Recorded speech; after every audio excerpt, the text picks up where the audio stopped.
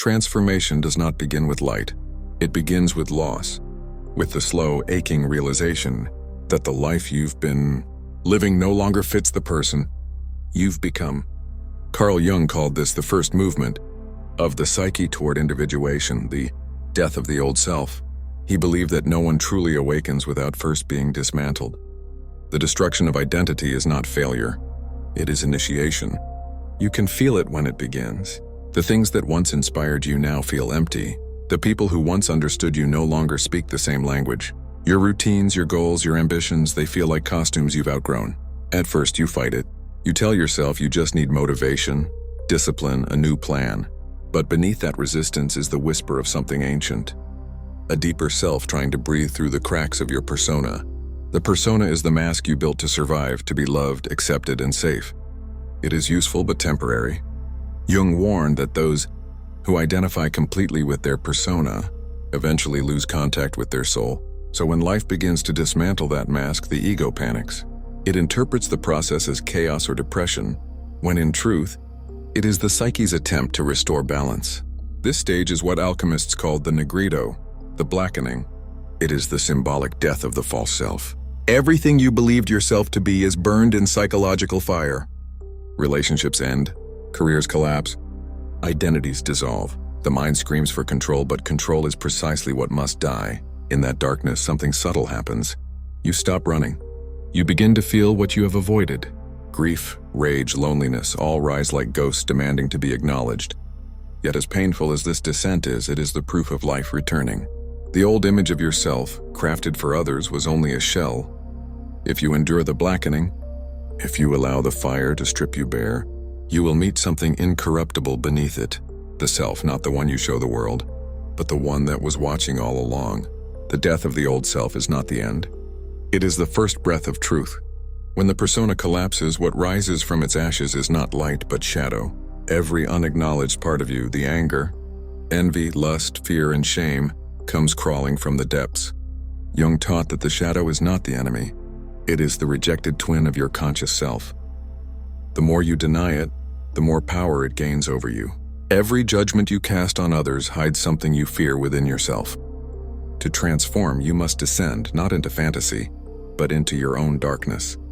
This is the second stage of the alchemical process, the confrontation with what has been hidden. At first, the shadow terrifies you. You see impulses and memories you swore didn't belong to you.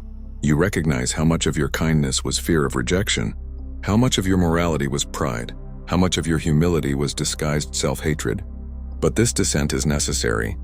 Jung wrote, "The shadow is a tight passage, a narrow door whose painful constriction no one is spared who goes down to the deep well." As you explore your shadow, you learn that each emotion you repress holds energy. Anger becomes boundaries. Fear becomes intuition. Desire becomes creative force. By integrating these fragments, you reclaim the energy once used to maintain the mask. This journey also changes how you see others. You no longer divide the world into good and evil, pure and corrupt. You see that everyone is at war with their own darkness. Compassion deepens, not from weakness, but from recognition. The descent is a psychological underworld. Ancient myths called it the night sea journey or the dark night of the soul. It is the point where many give up seeking comfort in distraction or denial, but those who keep walking eventually find that the cave itself begins to glow. The shadow once faced becomes your ally. It teaches you discernment. It roots you in reality, and it grants you a kind of quiet confidence. The knowledge that there is nothing within you left to fear, and embracing your darkness, you recover your wholeness. The descent then is not punishment. It is rebirth by way of honesty. Having faced the shadow, the next task is integration. This is the work of transforming knowledge into wisdom, fragments into form. Integration means no longer identifying with any single aspect of yourself. You are not only the persona or the shadow, not only light or dark, you are the bridge between them. In Jung's model, this is the process of individuation, the lifelong dialogue between the conscious ego and the unconscious self. The goal is not perfection, it is wholeness.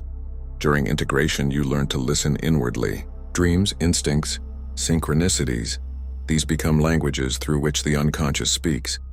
You begin to notice patterns, the same conflict repeating in different forms. the same lesson appearing through different people. Each pattern is a message urging alignment. Integration demands patience. It is easy to read about transformation. It is far harder to live it daily. You must confront your contradictions, ambition and humility, logic and emotion, control and surrender. Jung insisted that maturity is measured by one's ability to hold tension between opposites without collapsing into either side. Through this process, energy once trapped in repression becomes creative power. Artists, writers, and thinkers often find their work deepening after confronting their shadows. Relationships become more authentic because you no longer need masks. You stop performing and start being. This stage often feels quieter. The chaos subsides. You realize that peace is not the absence of struggle but the integration of it. You begin to act from stillness, to speak less but mean more. Forgiveness arises, not as an act of moral superiority, but as understanding. You see how every wound pushed you toward self-knowledge, how betrayal revealed boundaries, how heartbreak opened compassion. Integration turns pain into meaning. It converts suffering into structure, chaos into coherence. You stop being a victim of life and start becoming a participant in its creation.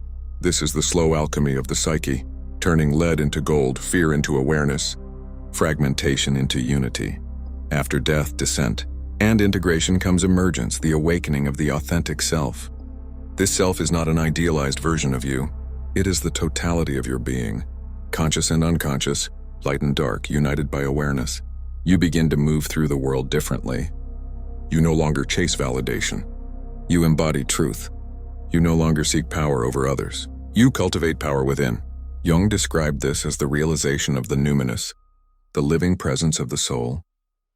It feels like standing in the center of your own storm, calm while everything moves around you. In this stage, you stop asking, "What should I do?" and start asking, "What wants to move through me?" Decisions become intuitive. Purpose arises naturally. You live in alignment rather than in reaction. The self does not erase struggle. It transforms your relationship to it. You still face pain, loss, and uncertainty, but they no longer define you. The ego serves the self, not the other way around. The world may see you as detached, but you are anything but. You are deeply engaged, just not entangled. You give freely without losing yourself. You love without clinging. You act without fear of outcome. This is what Jung called the second half of life, where one's focus shifts from ambition to meaning. You understand that real success is self-knowledge and real wealth is inner peace.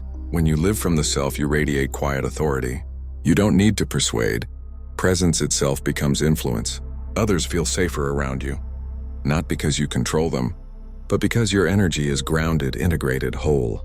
The process of self-transformation never truly ends. It deepens. Each new challenge reveals another layer of unconscious material waiting to be integrated. But now, instead of resisting, you welcome it. Because you've learned the secret Jung devoted his life to uncovering.